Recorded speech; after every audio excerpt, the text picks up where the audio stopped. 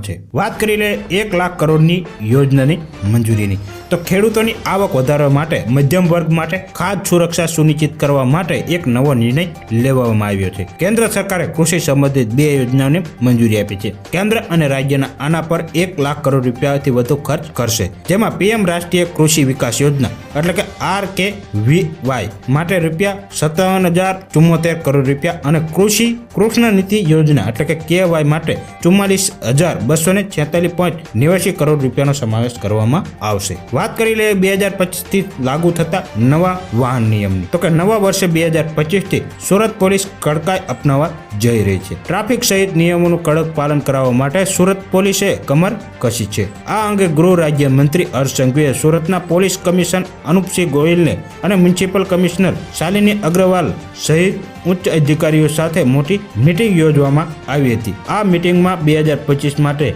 Roadmap તૈયાર કરવામાં આવ્યો છે। ખાસ કરીને જાહેર રસ્તા પર સ્પોટિંગ કરનાર લોકો સામે પોલીસ દ્વારા FIR દાખલ કરવામાં આવશે। વાત કરી લે આ ઉપરાંત પોલીસ 45 દિવસ બાદ હેલ્મેટની અમલવારી ચુસ્ત રીતે થાય તેના પર એક્શનના મોડમાં આવી ગઈ છે। 45 દિવસ સુધી વાહન ચાલકોને હેલ્મેટ પહેર્યા માટે અપીલ કરવામાં આવી રહી છે। શાળા કોલેજો સહિત સંસ્થાઓમાં હેલ્મેટ અને આ અંગે જાગૃતિ અભિયાન ચલાવવામાં આવશે। તેમાં વધુમાં 45 દિવસ બાદ હેલ્મેટ ન પહેરનાર વાહન પર ચાલકો માટે ચુસ્ત અમલીકરણ સાથે કડક કાર્યવાહી કરવામાં આવશે, જ્યારે ટ્રાફિક સિગ્નલ તોડનાર સામે પણ FIR દાખલ કરવામાં આવશે। રેડ સિગ્નલ થયા બાદ પણ સિગ્નલ તોડી નાખવા પર વાહન હંકારતા ચાલકો માટે ગુનો દાખલ કરવામાં આવશે। 20 રૂપિયા ભરીને મળશે ₹2 લાખની સહાય।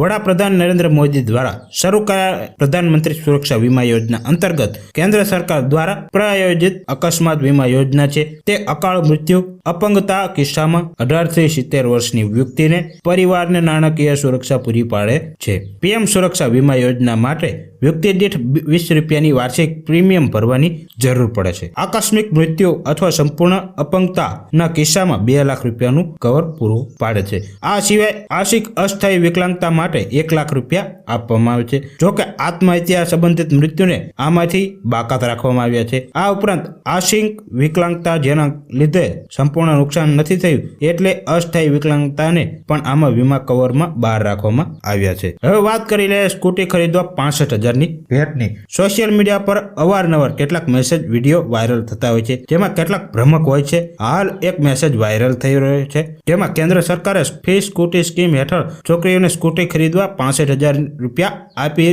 રહી છે તેવો દાવો કરવામાં આવ્યો છે। જોકે આ દાવો ખોટો છે। પ્રેસ કોન્ફરન્સ બ્યુરો એટલે કે PIB એ યુટ્યુબ ચેનલ સરકારી સૂચનાના આ વિડીયો ભ્રમક છે તેમ ગણાવ્યો છે। વાત કરી લે નવા વર્ષે ખિસ્સામાં થશે રાહત। મોંઘવારીથી પીડાતા લોકોને નવા વર્ષે મોટી રાહત મળી શકે છે। એટલે કે કોન્ફરન્સ ઓફ ઇન્ડિયન ઇન્ડસ્ટ્રી એટલે કે CII નાણાકીય વર્ષ 2025-26 માટે સામાન્ય બજેટ માટે સૂચનામાં ઈંધણ પરની આબકારી જકાત ઘટાડવાનું સૂચન કર્યું છે। આવી સ્થિતિમાં જો સરકાર એક્સાઇઝ ડ્યુટીમાં ઘટાડો કરશે તો પેટ્રોલ અને ડીઝલના ભાવમાં ઘટાડો થશે। શહેરના વિકાસ માટે ₹1,000 કરોડની સહાય। ગુજરાતના મુખ્યમંત્રી ભૂપેન્દ્રભાઈ પટેલે સત્યક શહેરી વિકાસ નેમ સાકાર કરતા રાજ્યની 7 મહાનગરપાલિકાઓ, 3 શહેરી વિકાસ સત્તામંડળ અને ક-ડ વર્ગની નાની નગરપાલિકાઓ સહિત 17 નગરપાલિકાઓ શહેરી જન જીવન સુવિધા વધારવા કામો માટે કુલ ₹1,000.86 કરોડ ફાળવવામાં એક જ દિવસમાં મંજૂરી આપી દીધી છે। વહાલી દીકરી યોજના અંતર્ગત ગીર સોમનાથ જિલ્લામાં વર્ષ 2022-23માં 3,550 થી વધુ દીકરીઓને વહાલી દીકરી યોજનાનો લાભ આપવામાં આવ્યો હતો।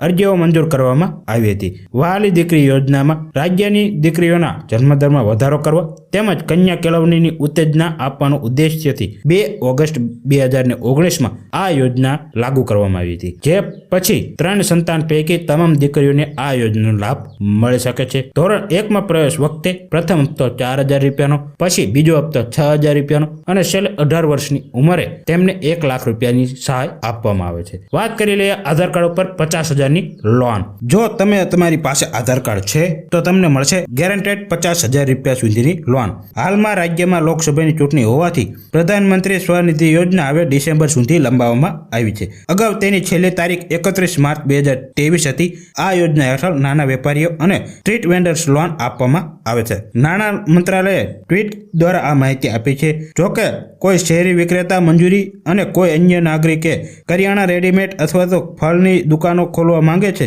તો તેવો વ્યક્તિને આ યોજના હેઠળ લોનની રકમ આપવામાં આવે છે. જો તમે આ યોજનામાં અરજી કરવા માંગતા હોય તો જરૂરી ડોક્યુમેન્ટ સાથે અરજી કરવાની રહેશે. વાત કરી લઈએ નવા વર્ષે રેશન કાર્ડ અને અનાજમાં ફેરફારની. તો રેશન કાર્ડ ધારકો માટે ધ્યાન આપે. અત્યાર સુધીમાં એક યુનિટમાં 3 કિલો ચોખા અને 2 કિલો ઘઉં મળતા હતા. હવે તે 2 કિલો ઘઉં અને 2.5 કિલો ચોખા આપવામાં આવ્યા છે. એટલે કે તેમાં અડધા કિલોનો ઘટાડો કરવામાં આવ્યો છે. તો વળી અડધો કિલો ઘઉં વધારવામાં આવ્યા છે. જોકે યુનિટમાં પહેલા 5 કિલો રેશન મળતું હતું, જે 5 કિલો છે. અત્યંતય રેશન કાર્ડ યોજના ધારકો માટે 35 કિલો રેશન મળતું હતું, જેમાં 14 કિલો ઘઉં અને 21 કિલો ચોખા હતા. તેમાં પણ ફેરફાર કરવામાં આવ્યો છે. અંત્યોદય કાર્ડમાં હવે 18 કિલો ચોખા અને 17 કિલો ઘઉં આપવામાં આવશે. જોકે રેશનની માત્રા એક જ છે, પણ પરંતુ ચોખામાં ઘટાડો કરી ઘઉંમાં વધારો કરવામાં આવ્યો છે. સિમ કાર્ડને લઈને મોટો નિર્ણય. તો ભારત સરકારે સાયબર છેતરપિંડી સામે લડવા માટે કડક પગલાં લીધા છે. હવે સિમ કાર્ડનો દુરુપયોગ કરનાર સામે કડક કાર્યવાહી કરવામાં આવશે.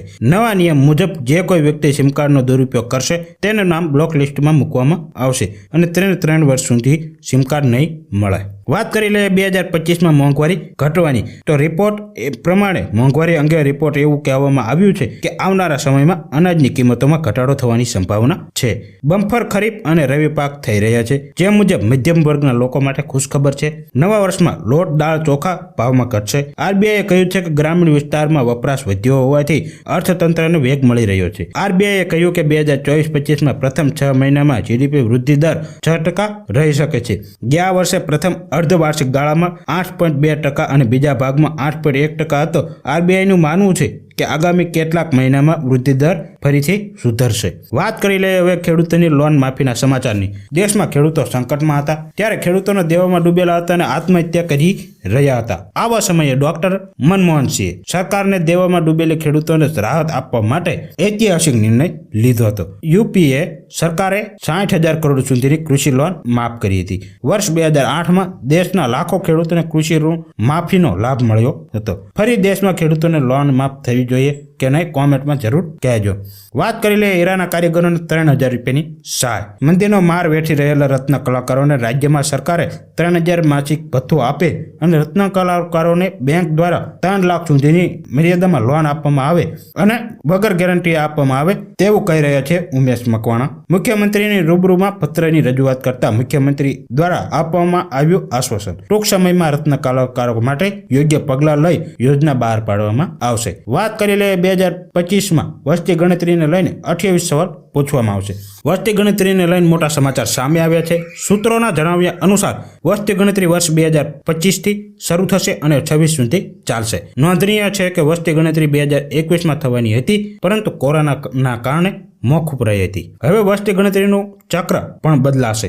અહેવાલ અનુસાર આગામી વસ્તી ગણતરી દર 10 વર્ષે વધારવામાં આવે છે. તો હવે 2035માં થશે. અત્યાર સુધી 1991, 2001, 2011 સુધી જેમ દાયકાની શરૂઆત 10 વર્ષે વસ્તી ગણતરી હાથ ધરવામાં આવી હતી, પરંતુ હવે 2025 પછી આગામી વસ્તી ગણતરી 2035 અને 2045 અને 2055માં કરવામાં આવશે. વાત કરી લઈએ બેંક ચેકને લઈને ખુશખબરની. તો નવા વર્ષે બેંકના નિયમોમાં ફેરફાર. 1 જાન્યુઆરી 2025ના રોજ જે ચેક આપે તે ચેક ભરશે, એટલે ચેક ભર્યાના 2 કલાકમાં ચેક ક્લિયર થઈ જશે. ચેક ક્લિયરન્સ માટે 2 થી 3 દિવસ રાહ જોવી પડતી હતી, પરંતુ નવા વર્ષે 1 જાન્યુઆરી 2025થી તમારે 2 કલાકમાં ચેક ક્લિયર થઈ જશે. તમે જે ચેક આપશો તે ચેક બેંકમાં ભરાશે, એટલે ચેક ભરાયાના 2 કલાકમાં જ ચેક ક્લિયર થશે. એટલે જ બેંક પહેલાથી જ બેલેન્સ રાખવું અને પછી ચેક આપવો. ક્લિયરન્સ માટે ચેક સ્વીકારવાનો સમય 10 વાગ્યાથી 2:30 વાગ્યા સુધીનો રહેશે. 3 હિતકારી નિર્ણયની વાત કરીએ તો ઓક્ટોબર-ડિસેમ્બરમાં 2024માં વસૂલાત પત્ર ફ્યુઅલ ચાર્જમાં 40 પૈસાનો ઘટાડો થયો છે. વીજળી બિલમાં મોટી રાહત આપવામાં આવી છે. જણાવી દઈએ કે સરકારની કિસાન સૂર્યોદય યોજના હેઠળ 96% ગામના ખેડૂતો દિવસે વીજળી મેળવતા થઈ રહ્યા છે. રાજ્યમાં 18,225 ગામ પૈકી 17,193 ગામમાં 20.51 લાખથી વધુ ખેતીવાડી વીજ જોડાણ કરાયા છે. હવે વાત કરી લઈએ PMJY યોજના હેઠળ મળતી સહાય બમણી થઈ ગઈ છે અને 10 લાખ સુધીની સારવાર નિઃશુલ્ક મળી રહે છે. તો આ હતા આજના સમાચાર.